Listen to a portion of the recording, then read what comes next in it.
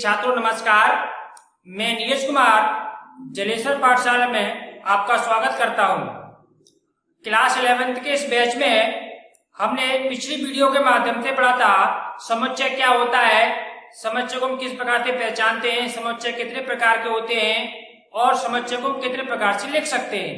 इन सारी बातों को ध्यान रखते हुए हम आगे की प्रश्नावली को शुरू करते हैं। यदि आपने पिछली वीडियो नहीं देखी है तो प्लीज पहले आप जाकर के पिछली वाली वीडियो को पहले देखें, उसके बाद ये सारी बातें आपके अच्छे से समझ में आएंगी। फिर भी मैं आपको कोशिश करूंगा हर एक प्रश्न को अच्छे से व्याख्यात्मक तरीके से बताते हुए, जिससे कि आप सारी चीजों को अच्छे से समझ पाए। तो पिछले वीडियो के माध्यम से आपको बताया था किस चीजों के समूहों को हम समुच्चय कह सकते हैं और किसके समूह को समुच्चय नहीं कह सकते। तो मैं आपको यहाँ पर एक बेसिक बात बताई थी, यदि किसी सेंटेंस के अंदर या किसी वस्तुओं के समूह के अंदर कोई मतभेद न हो और कोई आधारहीन बात ना कही गई हो तो वह समुच्चय होगा। यदि उसमें कोई मतभेद है, आधारहीन बात है तो समुच्चय नहीं होगा। इन्हीं दो बातों को ध्यान रखते हुए हम शुरू करते हैं अपनी पहली प्रश्नावली 1.1। प्रश्नावली 1.1 जिसका पहला प्रश्न आपको से समुच्चय की पहचान के बारे में दिया गया है। तो हम एक एक करके प्रश्नों की चर्चा करते हैं। प्रश्न नंबर 1 में लिखा है कि निम्नलिखित में से कौन से समुच्चय हैं, अपने उत्तर का औचित्य बताइए। मतलब हमें इसमें समुच्चय पहचाना, उसका कारण भी बताना है। कारण मैं आपको साथ साथ बताता चलूंगा। अब ये समुच्चय है या नहीं है, हमें इस बात को यहाँ पर डिफाइन करना है या इसको हमें अलग अलग छांटना है। पहला प्रश्न हमारा है, जे अक्षर से प्रारंभ होने वाले वर्ष के सभी महीनों का संग्रह। प्रश्न को ध्यान से पहले देखें। जे अक्षर से प्रारंभ होने वाले वर्ष के सभी महीनों का संग्रह। अब जैसा कि आप जानते हैं, हम जब महीनों के नाम लिखते हैं तो जैसे कौन कौन से महीने शुरू होते हैं, बस उन्हीं का हमें संग्रह यहाँ पर देना है। तो ये अपन डिसाइड कर लेते हैं। इधर मैं इसका रफ्तार कर लेता हूँ। जैसे जैसे आपका जनवरी और एफ से फरवरी, जनवरी फरवरी, इसके बाद मार्च अप्रैल, फिर इसके बाद मई, फिर इसके आपका जून, इसके बाद जुलाई, फिर अगस्त, सितंबर, फिर अक्टूबर, फिर नवंबर, इसके बाद दिसंबर। तो आप देख पा रहे होंगे यहाँ पर जे अक्षर से 1, 2 और 3 यानी कि जनवरी, जून और जुलाई। जनवरी, जून और जुलाई ये 3 महीने वर्ष कहते हैं जो अक्षर से शुरुआत इनकी होती है। अतः ये हमारा समुच्चय होगा कि नहीं होगा, यदि आप यहाँ से समझ गए होंगे अब तो, क्योंकि हमने क्या डिसाइड किया है कि जे अक्षर से यानी कि एक आधार बनाया है, इस पर कोई मतभेद नहीं है। अब इसमें कोई बच्चा या कोई छात्र यही कह सकता नहीं सर कि सितंबर भी जे से शुरू होता है, ऐसा कोई मतभेद नहीं है। अतः हम कह सकते हैं हमारे क्या है, यानी कि जे अक्षर से प्रारंभ होने वाले वर्ष के सभी महीनों का संग्रह क्या होगा, एक समुच्चय होगा। इसको हम नोट भी कर सकते हैं।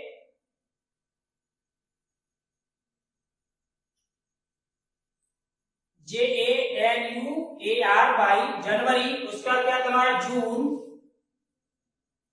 और उसका क्या तुम्हारा जुलाई।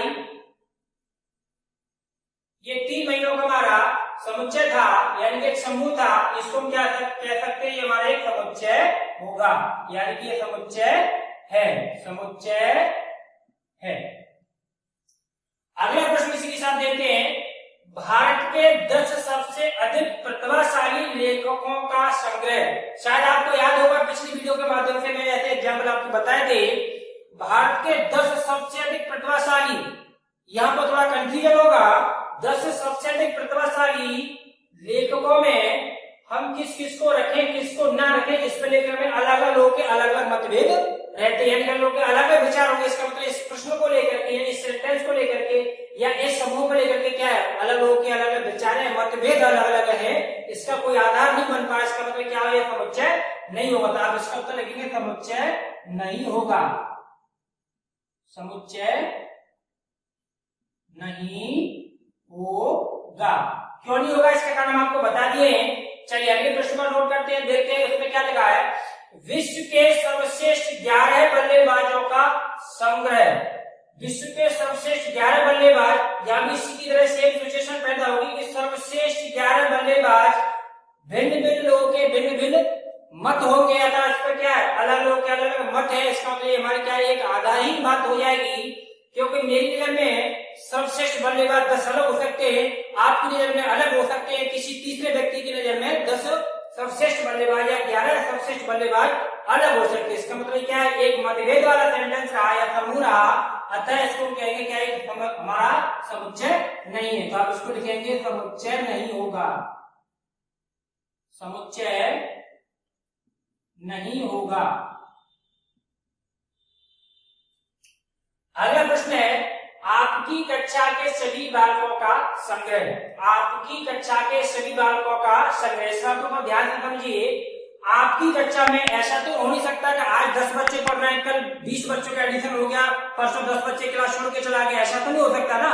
जितने बच्चों का एडिशन आपकी क्लास में ऑलरेडी है, शुरू से लेके अंत तक, उसमें एक दो कर वो किसी एक अलग बात है, लेकिन हमारे यहाँ पे ऐसा अपनी क्लास में ऐसा नहीं हो सकता कि छात्रों की संख्या हमेशा डेली की डेली बदलती रहे। उपस्थित अनुपस्थित रहने की एक अलग बात है, लेकिन जो रजिस्टर्ड बच्चे हैं उनकी संख्या कैसी रहती है, फिक्स रहती है, यानी कि कभी भी हम छात्रों की संख्या को रोज के हिसाब से अलग अलग नहीं बता सकते। अर्थात ये आधार को लेकर के बात की गई है। हम कह सकते हैं कि हमारी कक्षा के सभी बालकों का संग्रह क्या कहलाएगा, एक समुच्चय कहलाएगा,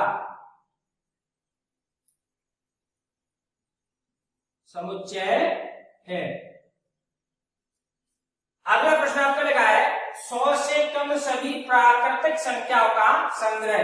100 से कम, लेकिन इसके एक शब्द पर ध्यान देंगे, प्राकृतिक संख्याओं का संग्रह। प्राकृतिक संख्याओं का संग्रह क्या होता है, मैं आपको बताया था। आपको संख्या पर अगर कोई समस्या है तो क्लास 9 या 10 की बैच में जाकर के संख्याओं से संबंधित पहले वीडियो को आप देखेंगे, वहां पर मैं सभी संख्या को अच्छे डिटेल में समझाया है, जहां से आप इसको आराम से समझ सकते हैं। तो 100 से कम सभी प्राकृतिक संख्याएं, यानी कि प्राकृतिक संख्या जिसको हम कहते हैं एन से डिनोट करते हैं। एन में कौन कौन सी संख्या आती है प्राकृतिक संख्या में, 1 2 3 4 एन, और 100 से कम मतलब 99 तक। इस तरह इसका मतलब क्या होगा, हमारे जितने भी अंक है एक आधार है, इसका एक आधार है, क्या सभी क्या है, प्राकृतिक संख्या, और वो भी कैसी, 100 से कम है, अतः हमारा समुच्चय होगा। तो 100 से कम सभी प्राकृतिक संख्याओं का समुच्चय या संग्रह क्या कहलाएगा, हमारा समुच्चय होगा। तो इसका जवाब लिखेंगे समुच्चय होगा।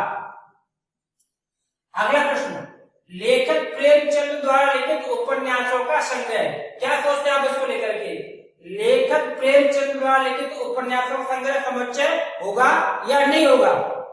आपको लगता है होगा तो प्लीज कमेंट बॉक्स में इसका उत्तर लिख के दीजिए, यदि नहीं होगा तो उसका नहीं आप उत्तर दीजिए। देखते हैं आपकी सोचने की क्षमता क्या कहती है। हम देखते हैं आप कितना सोच पा रहे हैं, आप समुच्चय को कितना कर पा रहे हैं। चलिए लिखिए जल्दी से, देखते हैं आपका कमेंट में क्या लिखा हुआ उत्तर आता है। चलिए आगे हम इसको नोट करते हैं। तो लेखक प्रेमचंद द्वारा लिखित उपन्यासों का संग्रह। अब यदि हम प्रेमचंद का नाम न दिया होता, यहाँ पर लिखा होता कि भारत के सभी लेखकों द्वारा लिखे उपन्यासों का संग्रह, तो यहाँ पर थोड़ा मतभेद हो सकता था, लेकिन यह नाम के साथ दिया है, यहाँ पर कोई मतभेद नहीं है। यानी कि प्रेमचंद द्वारा जितने भी उपन्यास लिखे गए वो पहले से फिक्स है, जितने भी लिखे गए उनमें से अब कोई कम नहीं किया सकता और उनमें से किसी की वृद्धि नहीं की जा सकती। क्योंकि प्रेमचंद कम तो नहीं रहे, इसका तो इसमें क्या होगा, अब इनके उपन्यास में वृद्धि तो नहीं हो सकती। जितने की संख्या है वो उतनी पहले से क्या है, फिक्स है, एक आधार को लेकर बात की गई है। अतः लेखक प्रेमचंद द्वारा लिखित उपन्यासों का संग्रह हमारा समुच्चय होगा। तो हम लिखेंगे इसका उत्तर क्या, समुच्चय होगा या समुच्चय है। अगला प्रश्न, सभी समपूर्णांकों का संग्रह। सभी समपूर्णांक, सम यानी कि यहाँ पर आधार बना गया है सम को लेकर के। पूर्णांक तो हमारे सम विषम दोनों प्रकार के होते हैं। पूर्णांक तो हमारे मास की संख्या भी आती है, प्लस की संख्या भी आती है, शून्य भी होता है, लेकिन उन्होंने एक आधार बनाया क्या, कि समपूर्णांकों का संग्रह। इसका मतलब ये बात कहती है जायज, इसको हम क्या कहेंगे, ये समुच्चय होगा या समुच्चय है, समुच्चय है। अगला प्रश्न आ रहा है, इस अध्याय में आने वाले प्रश्नों का संग्रह। इस अध्याय में आने वाले प्रश्नों का संग्रह, जैसे कि आप समझ पा रहे होंगे, अब प्रश्नावली रोज की रोज तो नहीं बदलती है। इसका मतलब जितने प्रश्न पहले से इसमें लिखे हुए आपकी एनसीईआरटी वाली बुक में, उनकी संख्या पहले से क्या है, आपकी फिक्स है, अतः हम कह सकते हैं इस सेंटेंस में जो वस्तुओं का संग्रह दिया गया है या प्रश्नों का संग्रह क्या हमारा एक समुच्चय है, समुच्चय है। अगला प्रश्न सबसे खतरनाक और सबसे बढ़िया मजेदार प्रश्न है, आप इसको पूरा सुनाएंगे तो हंसी तो आपको आएगी। इसमें लगा विश्व के सबसे अधिक खतरनाक जानवरों का संग्रह। तो आप किन किन को विश्व का सबसे अधिक खतरनाक जानवर या इंसान मानते हैं? हंसी है नहीं, प्रश्न हंसी वाला नहीं है। सबसे अधिक खतरनाक जानवरों का संग्रह, तो क्या हम इसको समुच्चय कह सकते हैं? क्या इसको हम समुच्चय कह दे? नहीं कह सकते, क्योंकि यहाँ पर लोगों के मतभेद या लोगों का मतभेद होगा। मेरी नजर में मुझे किसी से डर लगता है तो मैं उस जानवर को अपने लिए खतरनाक मानता हूँ, किसी को तो चूहे से भी डर लगता है, उसको खतरनाक मानता है, किसी को शेर खतरनाक लगता है, किसी को कोई तो ऐसे भी व्यक्ति है जो शेर के साथ रहते भी हैं और उनके साथ उनका क्या कहते हैं लालन पालन भी करते हैं, तो उनके लिए शेर खतरनाक नहीं लगता। ये एक अलग विषय है। लेकिन हम सारे लोगों की अगर मतभेद की बात की जाए, उनके विचारों की बात की जाए, तो हम यहाँ पर क्लियर देख पा रहे हैं कि इस सेंटेंस को क्या है, इस सेंटेंस के आधार पर हम इसको समुच्चय नहीं कह सकते। यानी कि विश्व के सबसे अधिक खतरनाक जानवरों का संग्रह कहता है समुच्चय नहीं है। इसका हम उत्तर क्या लिखेंगे?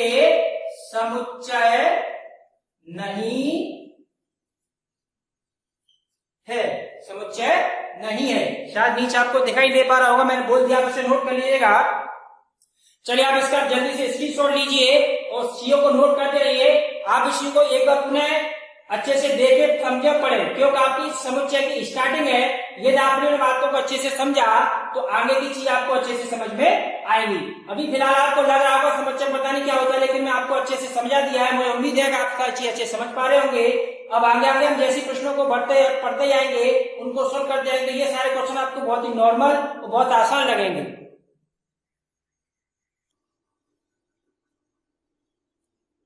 चलिए अब अपने प्रश्न नंबर 2 और 3 को हम देखते हैं। प्रश्न नंबर 1 के साथ साथ हमने अभी सीखा था किन वस्तुओं के समूह को हम समुच्चय कह सकते हैं, किन वस्तुओं समूह को समुच्चय नहीं कह सकते। अब इसके साथ साथ हम आपको पिछली वीडियो के माध्यम से बताए थे एक चिन्ह के बारे में जिसको हम एप्सिलॉन बोलते हैं, जिसका ये था, मैं आपको बताया था कि एप्सिलॉन ए का अर्थ ये था कि ये स्मॉल वाला ए कैपिटल ए का क्या होगा, एक एलिमेंट या अवयव एक सदस्य होगा।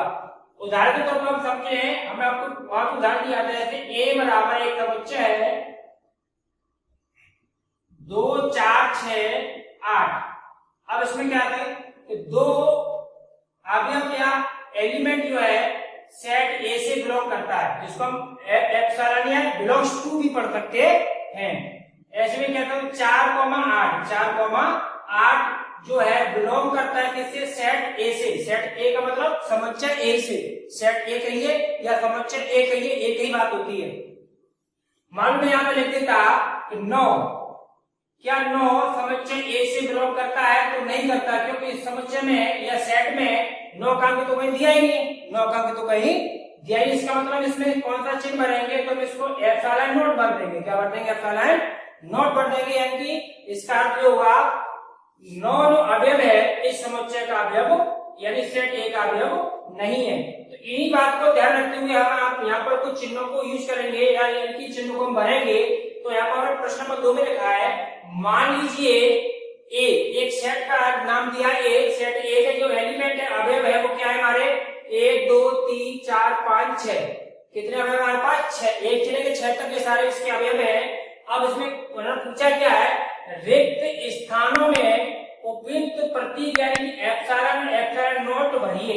अब हम यहाँ पर देखते चलेंगे, उनको भरते चलेंगे, तो हम देखेंगे क्या 5 जो है सेट ए का एलिमेंट है, अवयव है, तो हम यहाँ पर चेक करेंगे। यहाँ इसमें कहीं 5 दिया? हाँ दिया है। इसका मतलब 5 जो है सेट ए का अवयव है, तो आप इसमें एप्सिलॉन भर देंगे। इसको हम पढ़ेंगे कहते हैं कि 5 बिलोंग्स टू ए, अर्थात 5 सेट ए का अवयव है। क्या पढ़ेंगे इसको हम? 5 का अंक जो है सेट ए का एक अवयव है। अब देखिए 8, क्या 8 सेट ए में कहीं दिया हुआ है? 8 का अंक तो नहीं दिया, इसका मतलब 8 का अंक सेट ए का अवयव नहीं है, सेट ए का अवयव नहीं है। इसी प्रकार से और यहाँ पर आपका 0। इसी प्रकार से हम देखते हैं शून्य सेट ए का अवयव है, तो हमने देखा ये भी यहाँ पर नहीं है। क्या 4 सेट ए का अवयव है? हमने देखा 4 इसके अंदर है, इसका मतलब ये इसका अवयव है। क्या 2 सेट ए का अवयव है? हमने देखा 2 सेट के अंदर, इसका मतलब 2 सेट ए का अवयव है। क्या 10 इस सेट का अवयव है? तो 10 इसमें कहीं नहीं, इसका मतलब 10 सेट ए का अवयव नहीं है। यह आपका प्रश्न नंबर 2 कंप्लीट हुआ, जो बहुत ही कॉमन बेसिक बात थी, जिसको आपको समझने में ज्यादा दिक्कत या प्रॉब्लम नहीं होगी। क्योंकि आप अब क्लास 11th के स्टूडेंट हैं, आप 6, 7, 8 के तो नहीं है, जो आपको इतनी आसान चीज एक बार में समझ में ना आए। चलिए प्रश्न नंबर 3 को हम देखते हैं। निम्नलिखित समस्या को रोस्टर रूप में लिखिए। किस रूप में लिखना है? रोस्टर रूप में लिखना है। अभी तक जिस फॉर्म में लिखा है इसमें हमें नहीं लिखना है। ये कौन सी अवस्था में आपको बताया कि मैंने आपको पिछली वीडियो में बताया था, समस्या को 2 प्रकार से लिख सकते हैं, रोस्टर रूप या सारी रूप में, और दूसरा समुच्चय निर्माण रूप में। तो अभी हमारे पास ये सेट ए यानी समुच्चय ए किस रूप में दिया है? समुच्चय निर्माण रूप में दिया है। सारे set A, set B, set C, set D यानी कि समुच्चय डी, समुच्चय ई और समुच्चय एफ, सारे जितने भी समुच्चय सेट हमें जिसको हम कहते हैं, सबके सब इस अवस्था में इसमें दिए हैं। हमें इसको किस में बदलना है? रोस्टर या टेबल वाले फॉर्मेट में इसको हमें चेक करना है। तो रोस्टर में आपको क्या बताया था? जैसे आपको ये सेट ए लिखा है, ये आपको रोस्टर रूप में लिखा हुआ है। किस रूप में लिखा हुआ है? रोस्टर रूप में। इसमें क्या होता है, हम सेट ए के जितने भी एलिमेंट होंगे उन सबको क्या करेंगे, एक और इनको रिपीट नहीं कर सकते, एक अंक को हम एक बार लिखेंगे और प्रत्येक अवयव के बीच में कॉमा लगाएंगे और सभी अवयवों को हम किसके अंदर रखते हैं? मझले कोष्ठक के अंदर रखते हैं। ये होता है आपका क्या? रोस्टर रूप। चलिए तो इस बात को ध्यान रखते हैं, सवाल को पढ़ते हैं, आगे इसको सोल्व करते हैं। ए बराबर आपको दिया है एक्स। इसका अर्थ ये होता है कि एक्स जो है इस सेट ए का एक अवयव है, लेकिन कैसा अवयव है इसकी शर्त आपको शुरू होती है यहाँ से। और ध्यान से समझिए, सीखो, थोड़ा ये डिफिकल्ट चीज है, लेकिन आपने इसको अगर एक बार समझ लिया तो बहुत ही आसान होगी, और आप इसको समझना आपके लिए बहुत ही महत्वपूर्ण है। क्योंकि अगर आपने ये नहीं समझा तो आगे के प्रश्न भी और आपके बहुत कठिन होने वाले हैं। यदि आप इस चीज को समझ गए तो आगे के प्रश्न और इससे भी ज्यादा सरल होने वाले हैं। तो एक्स का एक सेट है, एक्स जो एक सेट है और ये एक सेट है आपका जिसका एलिमेंट या अवयव एक्स है, लेकिन एक्स की शर्त क्या है कि एक्स सच दैट, यानी एक्स इस प्रकार से है, ऐसा है कि कैसा। अब यहाँ से आप इसको पढ़ना शुरू करेंगे। एक्स एक पूर्णांक है और जिसका मान उन्होंने दिया है, कैसे दिया है? एक्स का मान -3 से कहता है, एक्स का मान -3 से बड़ा है तथा प्लस के 7 से कहता है छोटा है। अब आप इसको समझ पा रहे होंगे। चलिए इसको मैं याद समझा लेता हूं, तो जगह का अभाव है, आप इसी को याद समझिएगा। एक्स पूर्णांक है, तो पूर्णांक को लेकर के आप समझ लो पूर्णांक क्या होते हैं। पूर्णांक में मास की संख्या जो होती है, शून्य को होता है पूर्णांक, हमारे प्लस के साथ आते हैं। तो पूर्णांक कुछ भी हो सकता है, लेकिन उसकी एक रेंज है, उसकी एक लिमिट है। ये पूर्णांक जो एक्स है उसकी वैल्यू जो है मास के 3 से तो बड़ी है, लेकिन 7 से छोटी है। इसका मतलब मास के 3 बार कौन सी संख्या आती है जो उससे बड़ी होती है? तो -2, मास का 1 0। ये सभी संख्या क्या है? मास के 3 से बड़ी है। इसके बाद आपका आता है कितना? 1 2 3 4 5 6। तो ये सारे वो अंक हैं, ये सारे वो अंक हैं जो क्या होते हैं? हमारे पूर्णांक होते हैं, और साथ ही साथ ये 3 से बड़े हैं मगर 7 से छोटे हैं। 3 से बड़े हैं मगर 7 से छोटे हैं। तो इन सारे अवयव को हम यहाँ पर रखेंगे, तो हम लिखेंगे सेट ए था, तो ए बराबर सबसे पहले आप लगाएंगे मझला कोष्ठक, और इस मझले कोष्ठक में सारे अवयव को लिखेंगे। लेकिन हमने आपको शर्त बताई थी किसी भी अवयव को 2 बार रिपीट नहीं कर सकते, और प्रत्येक अवयव के बीच में हम कॉमा का चिन्ह लगाएंगे। तो सबसे पहला अवयव हमारे पास लिखा क्या? -2, माइनस का 1, फिर आपका 0 0, फिर प्लस का 1, प्लस के 2, प्लस के 3, प्लस के 4, प्लस के 5, प्लस का 6, और सेट के आगे कर देंगे क्लोज। यहां से आपने कर दिया बंद। पहले प्रश्न आपका उत्तर यही होगा, यानी कि सेट ए के जितने भी एलिमेंट यहाँ पर थे वो हम सारे यहाँ पर नोट कर लिए। अब आप इसको लेके कंफ्यूज मत हो ना कि यहाँ सर आपने यहाँ पर 2 लिख दिया, यहाँ पर 2 लिख दिया। नहीं, ये 2 अलग अलग है, एक -2 एक प्लस का 2, एक माइनस का 1 है प्लस का 1 है, तो ये दो चीजें आपकी अलग है, हमने किसी चीज को यहाँ पर रिपीट नहीं किया।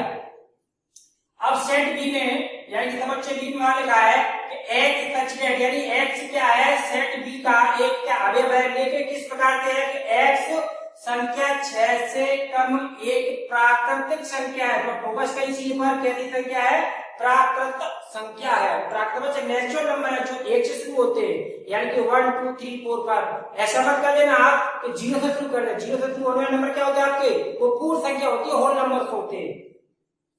तो सेट बी को हम रोस्टर फॉर्मेट में लिखेंगे, रोस्टर रूप में लिखेंगे, किस तरह से लिखेंगे, बी बराबर यहाँ पर आप लगाएंगे मंझला कोष्ठक। अब 6 से कम सभी प्राकृतिक संख्या है, 6 से कम एक प्राकृतिक संख्या, तो 6 से कम कौन कौन सी प्राकृतिक संख्या आती है, तो आपका आता है 1 2 3 4 और 5। 6 तो नहीं है, 6 से कम कहा है, 6 इसमें शामिल नहीं है। और यहाँ पे गलती से शून्य मत लगा लेना, अगर आपने शून्य लगा लिया तो ये प्राकृतिक संख्या नहीं, कैसी संख्या कहलाएगी आपकी, पूर्ण संख्या कहलाएगी। यदि प्राकृतिक संख्या है इसका मतलब कहां से शुरू होगी आपकी, 1 से शुरू होगी। अब इधर से आप क्या करेंगे, इसको कोष्टक को कर देंगे बंद। ये आपका सेट बी का कौन सा रूप कहलाएगा, रोस्टर रूप कहलाएगा। कौन सा रूप कहलाएगा आपका, रोस्टर रूप। अब अगले को देखते हैं, सेट सी में यानी समुच्चय सी में दिया है एक्स, और एक्स किस प्रकार से, एक्स सच डेट एक्स, क्या पढ़ते हैं उसको, एक्स सच डेट, यानी एक्स जो है सेट सी का एक अवयव है, लेकिन इस प्रकार है, किस प्रकार है कि एक्स 2 अंकों की ऐसी प्राकृतिक संख्या है। यहां भी आपको क्या है, प्राकृत संख्या, प्राकृत संख्या जिसके अंकों का योग कितना है, 8 है, जिसके अंकों का योग कितना है, 8 है। तो आप समझ पा रहे होंगे 2 अंकों की संख्या के बारे में ये हमसे पूछ रहे हैं। तो 2 अंकों की संख्या में कौन कौन सी संख्या है जिनके अंकों को हम जोड़ते हैं तो उनका उत्तर 8 आता है। तो हम जैसे 1 से शुरू करते हैं, अगर समझिएगा 1 और आपने 1 के साथ 7 को जोड़ा तो कितना है आपका, 8 हो जाएगा। अर्थात यहाँ से में जो संख्या मिली वो क्या मिलेगी हमें, 17, यानी कि 17 वो पहली संख्या होगी हमारी जिसके अंकों को हम जोड़ते तो उत्तर कितना आता है, 8 आता है। और 17 हमारी किस प्रकार की संख्या रहेगी, तो 17 हमारी कैसी है, प्राकृतिक संख्या भी है। इसके अलावा अब 1 के साथ क्या करते हैं, 2 कर दिया, आप 1 कम से कम कर लेंगे, कितना आपका 6 तो कितना हो गया 8। इसका मतलब आपको अगली संख्या कौन सी मिली, अगली आपकी 26। या तो आप करेंगे 3, यहाँ पे 1 फिर से कम कितना होगा 5, आपकी कितना आएंगे 8। इसका मतलब हाँ, तुम्हारा प्रश्न था सेट सी का एक्स सच डेट एक्स, यानी एक्स क्या है, एक्स 2 अंकों की ऐसी प्राकृतिक संख्या है जिसके अंकों का युगल कितना है, 8 है, जिसके अंकों का युगल कितना है, 8 है। तो मैं यहाँ पे ध्यान देना होगा, प्राकृतिक संख्या की बात कही गई है तो इसमें हम शून्य को शामिल नहीं करेंगे। तो वो संख्या में आपको इधर नोट करके बताई है, आप अपने इसको देख लीजिए। 1 + 7 बराबर कितना होगा, 8। इसका मतलब है 1 और 7 से मिलकर क्या बनता है, 17 बनता है। 17 वो पहली संख्या होगी जिनके अंकों का योगफल कितना होता है, 8। और 1 के बाद एक बार 2 बढ़ा देंगे तो इधर से आप 1 कम करते आएंगे, यहाँ पर 3 कर देंगे इधर से आप कम करते आएंगे। इस तरह हमने सारी संख्या को नोट किया तो लास्ट में मिला 8 + 0 बराबर कितना होता है, 8। और इसका जो अतः संख्या में किससे मिली, से 80 संख्या मिली। लेकिन मैंने आपको यहाँ पे कहा था हम यहाँ पर शून्य को नहीं ले सकते, क्योंकि शून्य 1 2 3 4 5 6 7 8 9 पकड़ेंगे तो आपकी किस प्रकार की संख्या हो जाएगी आपकी, ये तो फिर आपको हो जाएगी पूर्ण संख्या। कैसी संख्या हो जाएगी, पूर्ण संख्या। लेकिन हम इसमें संख्या कौन सी शामिल करेंगे, केवल प्राकृतिक संख्या, जो कि 80 में आपका 8 + 0 जब आता है, यानी कि 8 0 80 आप जो लिख रहे हैं, तो यहाँ पर ये पूर्ण संख्या के रूप में नहीं प्रदर्शित होता। अतः इस प्रकार से हमारा सेट सी को जब रोस्टर रूप में लिखेंगे तो सेट सी क्या बनेगा, तो सी बराबर पहली संख्या हमारी कितनी हो गई, 17, दूसरी हो गई हमारी 26, अगली हो गई हमारी कितनी 35, अगली हो गई हमारी कितनी 44, अगली संख्या हमारी 53, अगली संख्या हमारी 62 और उसके बाद हमारा 71 के बाद हमारा कितना होगा 80। इस प्रकार से यह प्रश्न हमारा किस रूप में प्रदर्शित हुआ, रोस्टर रूप में। चलिए अगला प्रश्न, अगला सेट यानी अगला समुच्चय डी बराबर दे रखा है एक्स सच डेट एक्स एक अभाज्य संख्या है जो संख्या 60 की भाजक है। अभाज्य संख्या की बात कही गई है, यानी एक्स एक ऐसी अभाज्य संख्या है जो 60 का भाजक है। भाजक का मतलब एक बार जरा क्लियर कर लेते हैं। जैसे हम भाग का प्रोसेस करते हैं तो हमारा भाग का प्रोसेस कुछ इस प्रकार से होता है। तो यहाँ पे आप लिखते हैं भाज्य, तो यहाँ लिखते हैं आप क्या, भाजक। क्या लिखते हैं, भाजक। तो आप जिस संख्या से इसमें जब भाग लगाते थे भाज्य कहलाती है। अर्थात 60 हमारा क्या होगा, 60 हमारा भाज्य होगा। तो 60 में किन किन संख्या से भाग लगा सकते हैं, तो 60 में आपने देखा 60 के सभी गुणनखंड हम लिख लेते हैं। तो 60 के सभी गुणनखंड क्या होंगे, तो 60 में किस किस संख्या से भाग जाता है, 60 में 1 से भाग जाता है, 2 से जाता है, 3 से जाता है, 4 से जाता है, 5 से जाता है, 6 से जाता है। लेकिन मैं आपको बता दूं हमें सिर्फ अभाज्य गुणनखंड चाहिए। इसके कौन से चाहिए, अभाज्य गुणनखंड। तो हम यहाँ से इसको डायरेक्ट छांट लें या फिर अपना वो पुराना तरीका आप इसको इस तरह से अभाज्य गुणनखंड इसके करके देख सकते हैं। जैसे आप यहाँ पर 2 से काटेंगे इसको कितनी बार चलाएगा, 30 बार। यहाँ से इसको काटेंगे आप कितना बार चलाएगा आपका, 15 बार। इसको काटेंगे 3 से कितनी बार, 5 बार। यहाँ से आप काटेंगे कितना, 5 एकम 5 एक बार। तो 60 की अभाज्य संख्या कौन कौन सी है, 2 2 3 5। लेकिन इसमें शर्त क्या है कि डी एक ऐसा समुच्चय है x x, यानी कि x से d का एक ऐसा अवयव है, कैसा कि x एक अभाज्य संख्या है। इनमें से हम देखते हैं तो 2 3 5 क्या हमारी अभाज्य संख्या है। जो संख्या 60 की क्या है, भाजक है। जो संख्या 60 की क्या है, भाजक है। हमारे पास संख्या निकल के आई तो इसके सभी अवयव होंगे हमारे किस प्रकार से होंगे। पहला अवयव होगा हमारा 2, लेकिन यहाँ पे 2 बार आया, लेकिन हम लिखेंगे इसको कितनी बार, एक ही बार। हमने आपको पहले पिछली वीडियो के माध्यम से बताए थे जब अवयव एक से अधिक बार रिपीट होता है तो हम इसको एक बार ही नोट करते हैं। दूसरा फिर हमारा होगा कितना, 3 और 3 पर हमारा कितना, 5। ये हमारे सेट का सभी अवयव होंगे। अब अगला सेट आपको दिया है ई वाला ट्रिगोनोमेट्री शब्द के सभी अक्षरों का समुच्चय। यहाँ भी आपको इसी बात का ध्यान रखना है जैसे मैंने यहाँ पे बताया था। ट्रिगोनोमेट्री में आपका टी 1 और 1 2 बार दिया गया है, आर 1 1 2 बार दिया गया है, वो आपको 2 बार दिया गया। तो हमें सारे अक्षर क्या करना है, एक बार ही नोट करने हैं। तो हमें आप लोग लिख सकते हैं कि ई बराबर सेट ई में कितने अवयव होंगे जो हमें नोट करने हैं,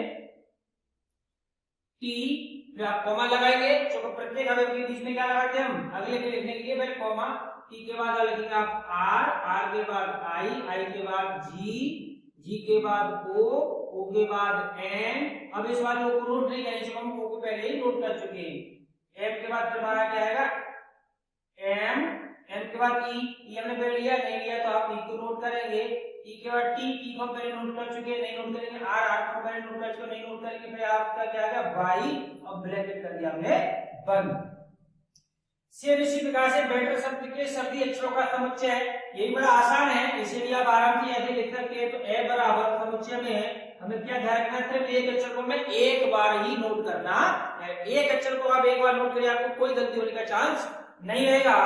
तो बेटर से आपने सबसे पहले लिया बी को, इसके फिर आपने लिया ई को, ई के ऊपर टी डबल आर लेंगे, एक बार लेंगे, ई पे वापस आगे, वापस नहीं लेंगे। और इसके फिर हमारा क्या हुआ, आर। इस तरह से हमारे अवयव क्या होंगे, रोस्टर रूप में। ये सारे सेट हमने किस रूप में नोट करिए, रोस्टर रूप में नोट कर लिए। अब इसके आगे के प्रश्नों को, प्रश्न नंबर अभी हमारे पास इस प्रश्नावली में 4 5 6 प्रश्न तक इसमें दिए गए हैं। आप कृपया इसको नोट करिए और इन प्रश्नों को एक बार से अपना लगाने की कोशिश करिए। इससे जल्दी से आप स्क्रीनशॉट लीजिए, जिससे कि हम आगे के प्रश्नों को नोट करके आगे के प्रश्नों पर चर्चा करते हैं।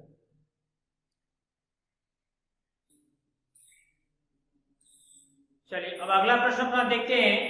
अगला प्रश्न हमारा प्रश्न नंबर 4 है, निम्नलिखित समुच्चय को समुच्चय निर्माण रूप में व्यक्त कीजिए। जैसा कि मैं आपको पिछली वीडियो के माध्यम से बताया था, समुच्चय को समुच्चय निर्माण रूप में किस प्रकार से व्यक्त करते हैं, यानी कि समुच्चय निर्माण रूप विधि में के विधि रूप में आपको मैं अलग से बताया था। अब इससे पहले प्रश्न का निकल के गया है, वो इसी फॉर्मेट में लिखा हुआ था, हमें उसको इसमें कन्वर्ट करना था, इसको उसमें कन्वर्ट करना, यानी कि वो हमें रोस्टर रूप में करना चाहिए। रोस्टर में लिखा था किसमें ले जाना, इसको हमें समुच्चय निर्माण रूप में इसको व्यक्त करना है। अब यहाँ पर व्यक्त करने के लिए कोई स्पेशल रूल नहीं दिया होता, हमें सिर्फ प्रश्नों का एनालिसिस करना होता है, उसे ध्यान से देखना होता है, समझना होता है कि किस आधार पर ये संख्या दी गई है, या किस आधार पर एक समुच्चय या एक आपका सेट बना के दिया गया है। उस आधार को हमें अपने दिमाग से थोड़ा उसमें फाइंड करना पड़ता है, सोचना पड़ता है, ढूंढना पड़ता है। यहाँ पे ऐसा कौन सा बेस है जिसके आधार पर संख्या या समुच्चय हमारा बना हुआ है। चलिए तो फिर देखते हैं एक एक करके एक एक सवाल को।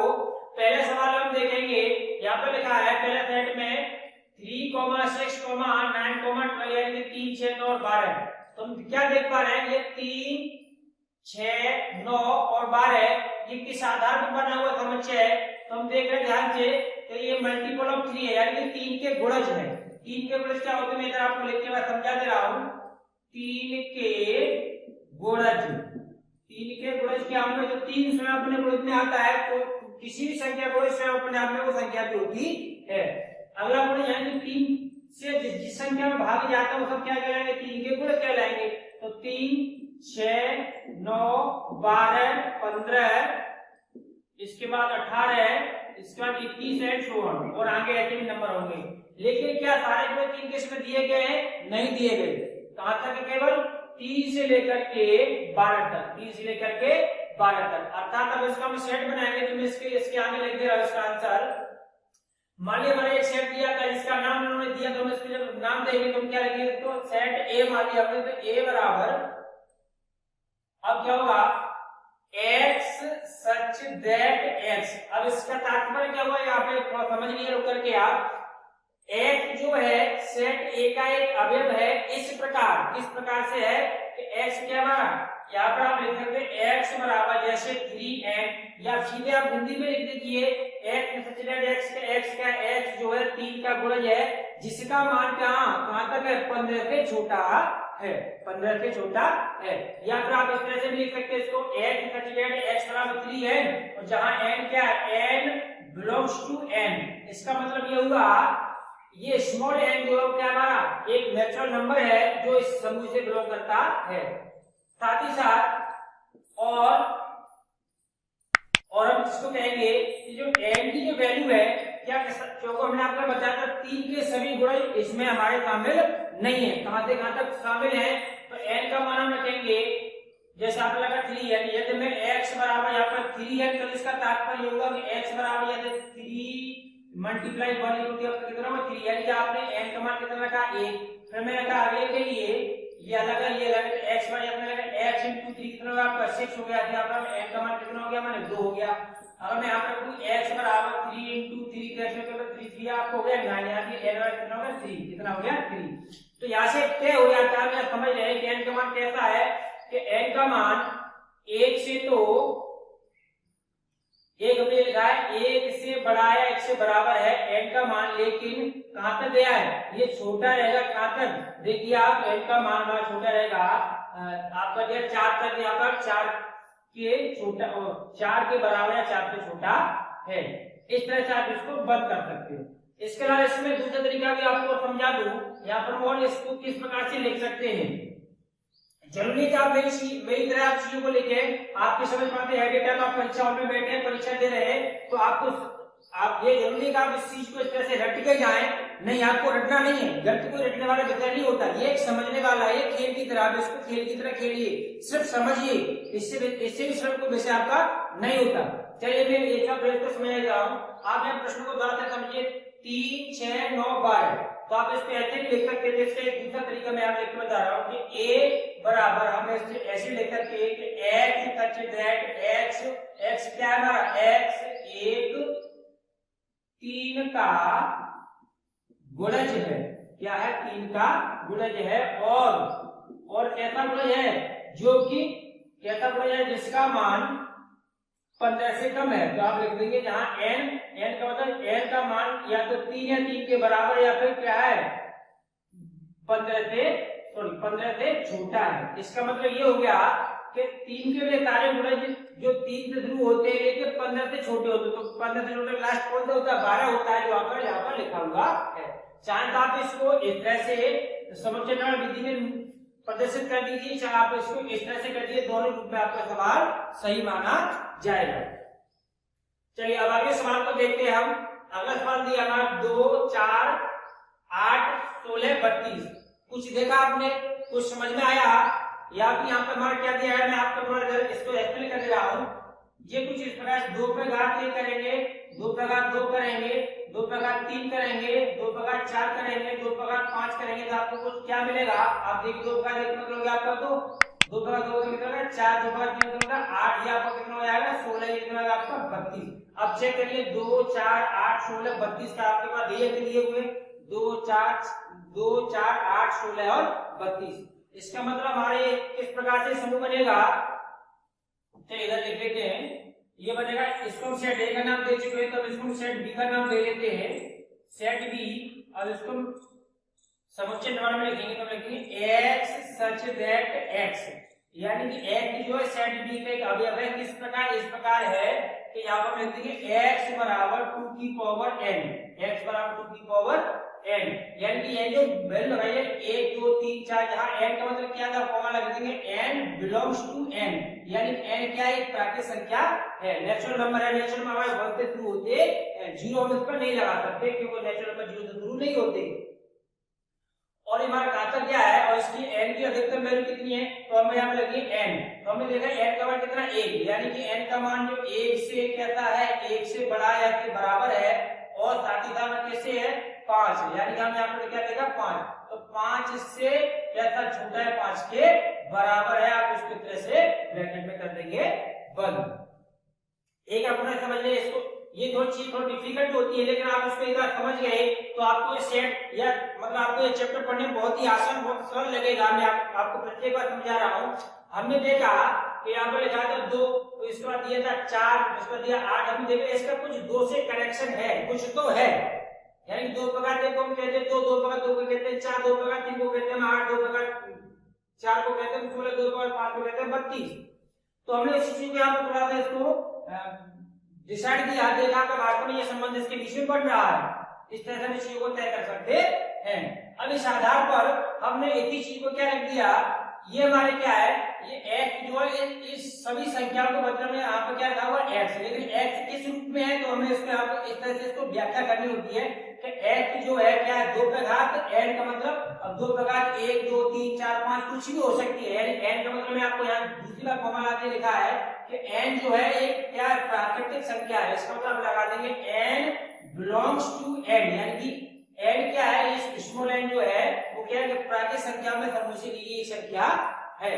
और प्राकृतिक संख्या में शुरू कहां से होती है, तो 1 से 1 2 3 4 5 ये क्या होती है प्राकृतिक संख्या होती है, जो कि 2 के ऊपर क्या है घात के रूप में लगी हुई है, लेकिन वो सारी पावर नहीं लगी है, इसकी भी एक लिमिट है कि 1 से लेकर के कहां तक लाएंगे 5 तक। इसका मतलब हम यहाँ पे पक्का कर चुके, डिसाइड कर चुके कि n का मान जो है 1 से क्या होगा, 1 से बड़ा या बराबर होगा, और साथ ही साथ 5 से छोटा 5 के बराबर है। इससे ऊपर हम 6 मतलब n का मान 6 नहीं लगा सकते क्योंकि यहाँ पर 6 के रूप में कोई संख्या 2 बगा 6 के रूप में कोई संख्या नहीं, यानी कि 2 बगा 6 होता तो 32 दूनी 64 हो जाता, आपका कितना हो जाता 32 दूनी 64, जो कि सवाल में इस तरह का कोई अवयव हमें प्राप्त नहीं हुआ। अब अगला सेट हमें दिया है, चलो इसको सेट सी मान लेते हैं। सेट सी के हिसाब से हम इसको में इसमें कन्वर्ट करेंगे तो ऐसा कुछ संबंध आपको यहाँ भी मिला है, ये 5 बगा 1 यानी कि 5 हो गया आपका, 5 बगा 2 मतलब 5 बगा 2 मतलब होगा 25, 5 बगा 3 मतलब 125, और 5 बगा 4 का मतलब आपका 625। तो बिल्कुल सेम इसी प्रकार से आप इसको भी कर सकते हैं, बस आपको क्या अंक बदलने दे रहे हैं, तो क्या बदलने x सच दैट x, और x वाला कितना है आपका, ये आपकी 5 की पावर n, और n क्या आपका n जो बिलोंग करता है प्राकृतिक संख्याओं के समूह से, जहां n का इस बार n का अधिकतम मान कितना होगा, हमने यहाँ पर लिखे n का मान 5 बगा 1 यानी 1 से शुरू होता है तो 1 से बड़ा है इसके बराबर है, लेकिन कहां तक गया है वो 4 तक गया है, 5 पर कितनी थी 4 तक, तो ये 4 से कहता छोटा है 4 के बराबर, आपने इसको समुच्चय निर्माण रूप में लिखा। तो आपका अगला प्रश्न, अब अगला प्रश्न है 2 4 6, 2 4 6, इससे आसान आपको संख्या नहीं दिया सकती, ये तो आप देखते समझ जाएंगे। 2 4 6 8 10 12 और 14 16 ये किस प्रकार की संख्या होती है, ये सभी संख्या हमारी कैसी होती है, सम संख्या होती है। कैसी संख्या होती है हमारी, ये सम संख्या होती है। तो आप इसको सीसी लिख देंगे, अब इसको सेट डी यानी समुच्चय डी का नाम देते हैं। अब x सच दैट x यानी x समुच्चय डी का एक अवयव है, इस प्रकार से है कि x क्या है, x एक कैसी है, सम प्राकृत संख्या, x सम प्राकृत संख्या है। आप ब्रैकेट को कर दिए बंद। अब इसको देखते हैं, इसमें क्या दिया है, तो इसका सेट हम इसको सेट मान लेते हैं ई। तो ई में भी हम इसको फाइंड करने की कोशिश करेंगे, ढूंढेंगे इसमें कोई ऐसा संबंध दिया गया है। तो 1, 4, 9 और 100, इसका मतलब हम यहाँ से देख पा रहे हैं कि 1 का वर्ग तो होता है 1, 2 का वर्ग होता है हमारा कितना 4, 3 का वर्ग कितना होता है हमारा 9, और ये करते गए आपके कहां था लास्ट 10 का वर्ग कितना होता है 100। तो समझ में आया? अब आप आराम से समझ होंगे कि ये क्या है, ये प्राकृत संख्याओं का वर्ग है जो 1 से लेकर 10 तक आपको दिया गया है।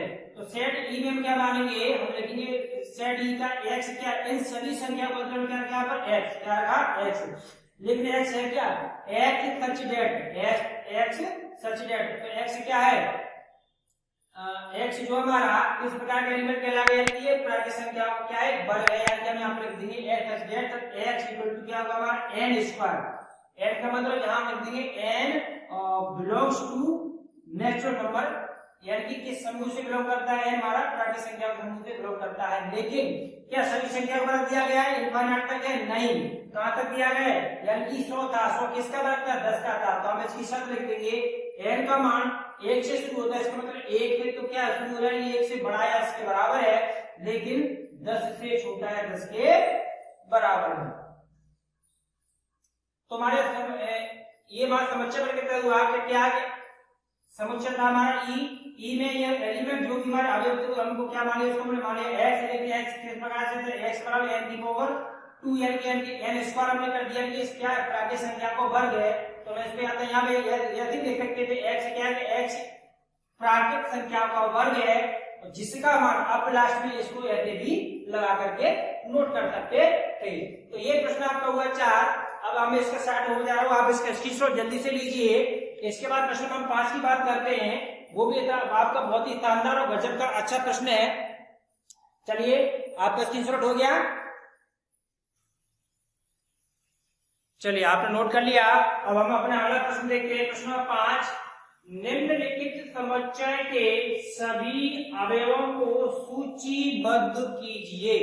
सूचीबद्ध आपको याद होगा, हमने आपको 2 विधियां बताई थी। पहली विधि आपकी एक ही सूचीबद्ध करना या रोस्टर रूप में लिखना, और इससे पहले प्रश्न में विधि का क्या समुच्चय निर्माण रूप से या समुच्चय निर्माण विधि से हल करना। अब हमें यहाँ पर समुच्चय निर्माण रूप में सारे के सारे सेट यानी कि हमें समुच्चय दिए गए हैं।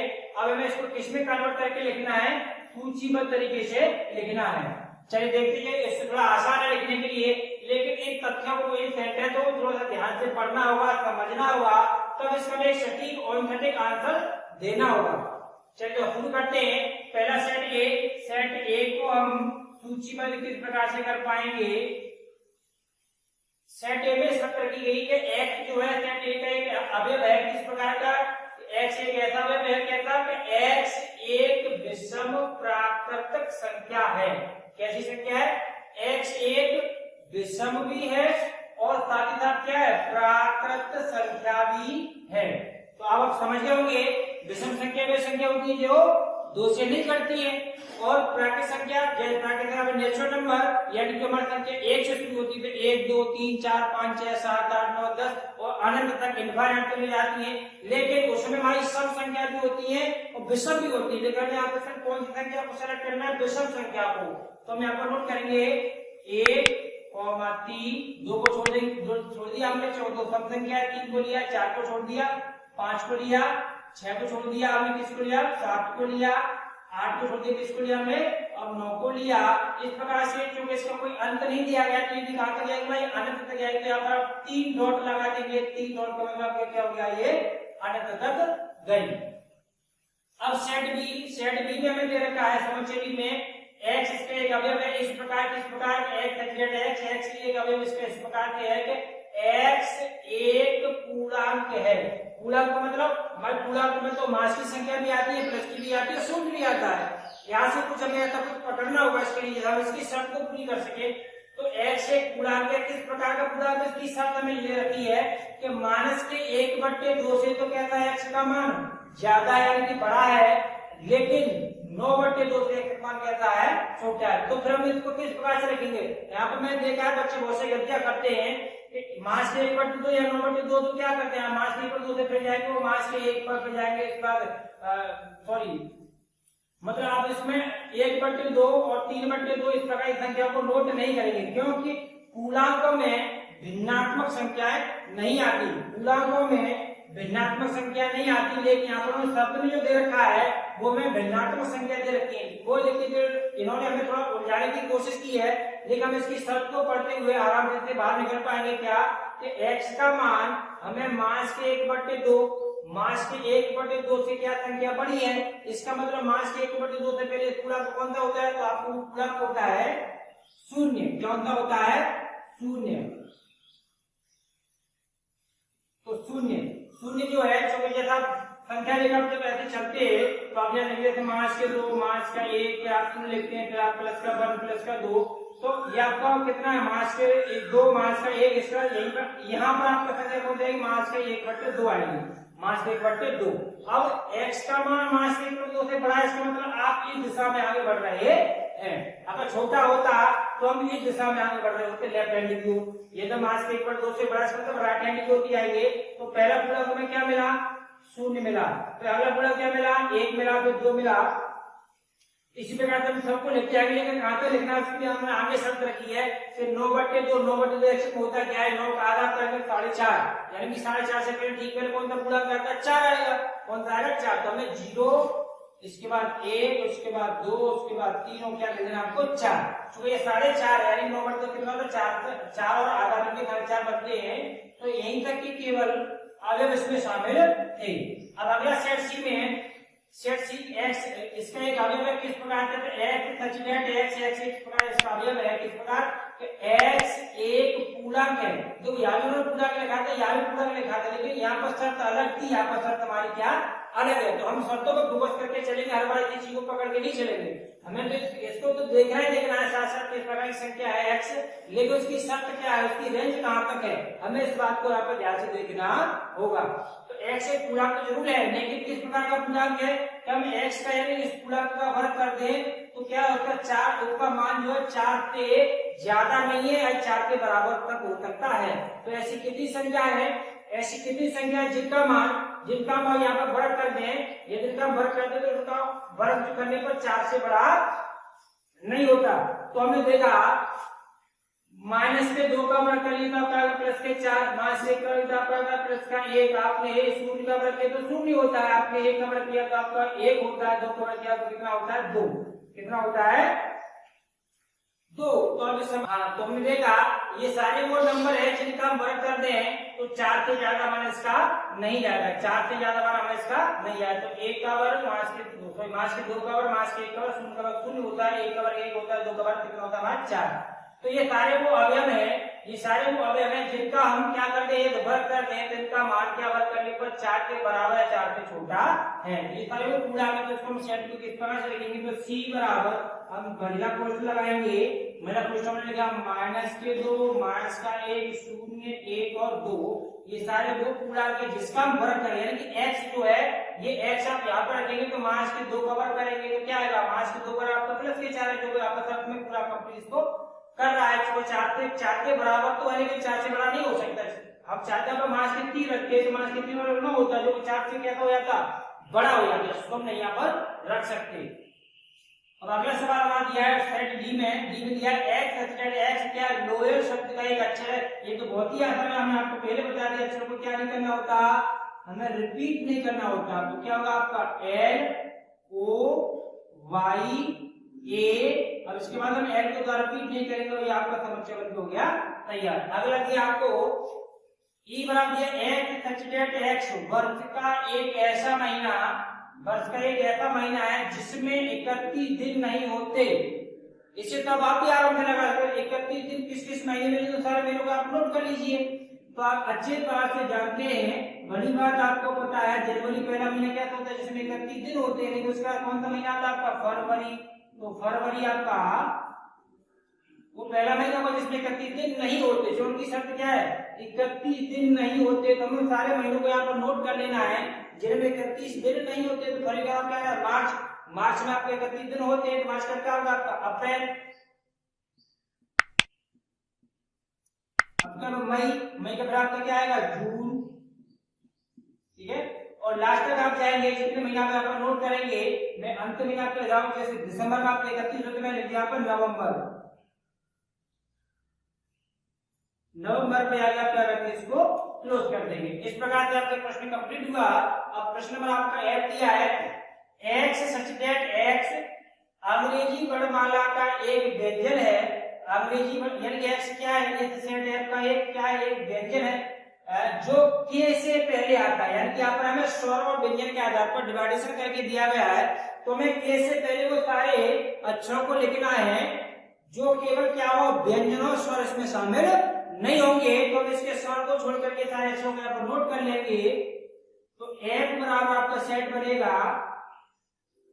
तो आपने के से पहले कौन कौन सा ए हमारा क्या होता है, स्वर व्यंजन में तो 8 आने थे, छोड़ देंगे। सबसे पहले क्या लिखेंगे, बी, बी के बाद सी, सी के बाद आपके क्या आएगा, डी, डी का ई को छोड़ना पड़ेगा, ई हमारा क्या होता है, व्यंजन होता है।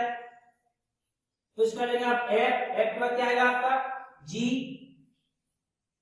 फिर आप लेंगे एच, एच के बाद क्या आएगा आई, आई को आप छोड़ देंगे, फिर आपको क्या आएगा जे, और जे के बाद क्या के आता है। लेकिन के से पहले सब क्या है, जो के से पहले आता है इसमें मतलब के इसमें शामिल नहीं है, के इसमें शामिल नहीं होगा।